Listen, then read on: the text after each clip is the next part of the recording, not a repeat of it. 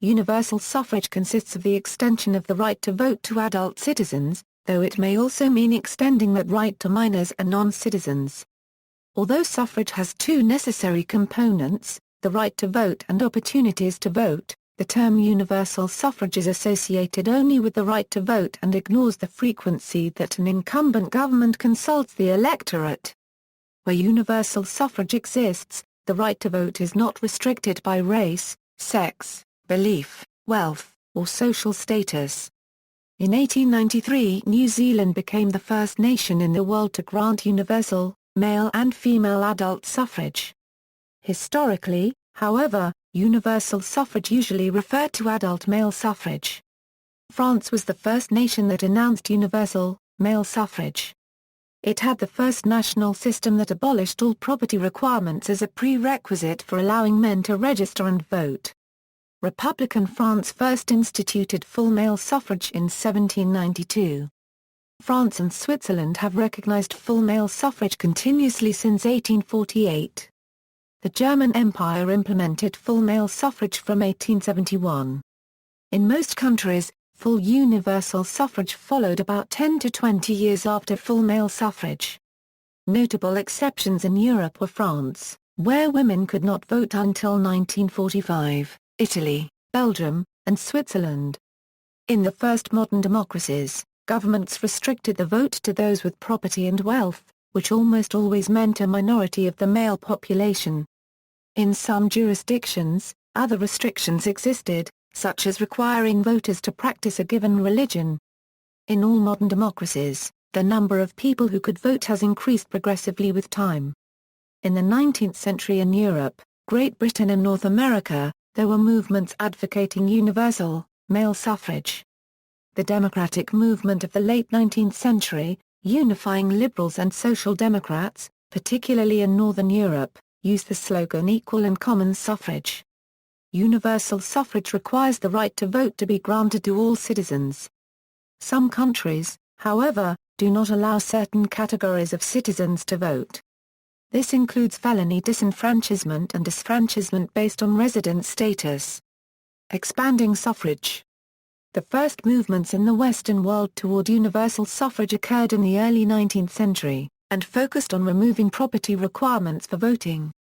In the United States following the American Civil War, slaves were freed and granted rights of citizens, including suffrage for adult males.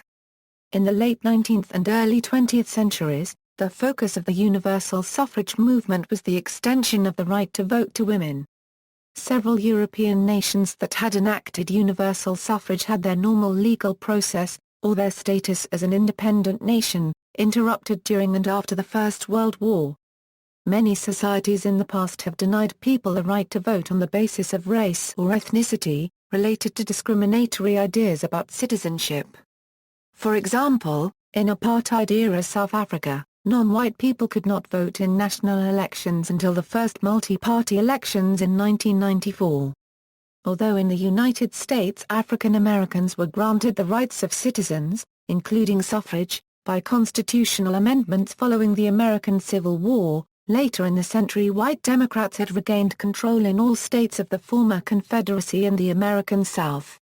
From 1890 to 1910 they passed new constitutions, laws or constitutional amendments establishing barriers to voter registration and, later, voting, that essentially disfranchised most African Americans. They mounted legal challenges, but did not fully regain the ability to exercise their rights until after passage in the mid-1960s of the Voting Rights Act, which provided federal protection and enforcement. This was a result of their activism in the civil rights movement. Disfranchisement. All U.S. states, with the exceptions of Maine and Vermont, disfranchise some felons from voting depending on their current incarceration, parole or probation status. A number of U.S. states permanently disfranchise some felons, even after their release from prison. Many states within the U.S. previously disfranchised paupers, persons who either paid no direct taxes, or received public assistance.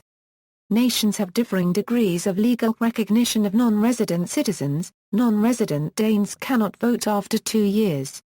Non-resident Italians may vote for representatives at large in the Italian parliament. British citizens cannot vote for their national parliament unless they have lived in the UK within the last 15 years. A few nations also restrict those who are part of the military or police forces, for example Kuwait. Many democratic countries, for example the United Kingdom and France, have had colonies with citizens living outside the mother country and have generally not been entitled to vote for the national legislature. A peculiarly complex case is that of Algeria under the Third French Republic. Algeria was legally an integral part of France, but citizenship was restricted by legal status, not by race or ethnicity. Any Muslim Algerian could become a French citizen by choosing to live like one. As this required the person to resign jurisdiction under Islamic law in favor of French civic law, very few did. Among Muslims, such a change was considered apostasy from Islam, which was the dominant religion in Algeria. Colonists in America declared independence from Great Britain, citing no taxation without representation as one of their main grievances. However, the newly minted country did not grant its overseas the right to vote in elections either. This did not happen until the passage of the Uniformed and Overseas Citizens Absentee Voting Act in 1986. Citizens of an EU member state are allowed to vote in EU parliamentary elections, as well as some local elections. For example, a British person living in Graz, Austria, would be entitled to vote for the European Parliament as a resident of the electoral district of Austria, and to vote in Graz municipal elections. He would, however, not be entitled to vote in Austrian elections, or Styrian elections. Similarly, all locally resident EU citizens in the UK are allowed to vote for representatives of the local council, and those resident in Scotland, Wales and Northern Ireland may vote for the devolved parliaments or assemblies. But, only British, Irish and Commonwealth citizens are allowed to vote for the British House of Commons. In the West Bank, Palestinians are not Israeli citizens and therefore cannot vote in Israeli elections. Different areas of the West Bank are under varying levels of Israeli control. Settlers to Area C retain their citizenship, and can continue to vote. Criticism of universal suffrage. In recent years, some journalists have criticized universal suffrage. Renowned Russian journalist Yulia Latinina has suggested a dictatocracy be created. This electoral qualification would extend suffrage only to those persons who pay more in taxes than they consume in social welfare. She also proposed that the state buy out and destroy individual votes for a particular sum.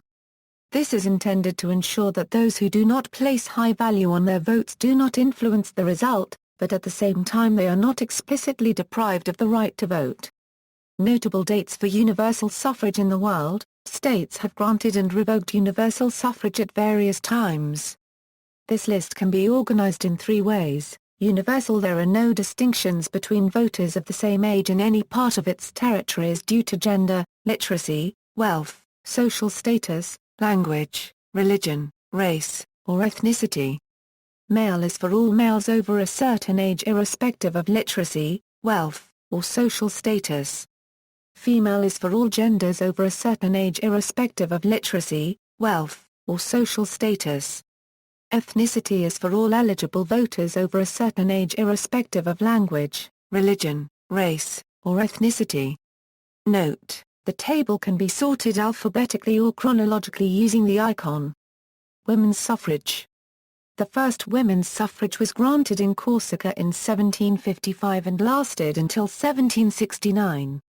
Women's suffrage was next granted in New Jersey in 1776 and rescinded in 1807. The Pitcairn Islands granted restricted women's suffrage in 1838. Various other countries and states granted restricted women's suffrage in the later half of the 19th century, starting with South Australia in 1861. The first unrestricted women's suffrage in a major country was granted in New Zealand in 1893. The Women's Suffrage Bill was adopted mere weeks before the general election of 1893. Maori men had been granted suffrage in 1867, white men in 1879. The Freedom in the World Index lists New Zealand as the only free country in the world in 1893. South Australia first granted women suffrage and allowed them to stand for Parliament in 1894. The autonomous Grand Principality of Finland, a decade before becoming the Republic of Finland, was the first European country to introduce female suffrage in 1906. It was also the second country to allow female candidates and the first to actually elect female MPs in 1907. In 1931, the Second Spanish Republic allowed women the right of passive suffrage, with 3 women being elected. During the discussion to extend their right to active suffrage, the radical socialist Victoria Kent confronted the radical Clara Campoamor.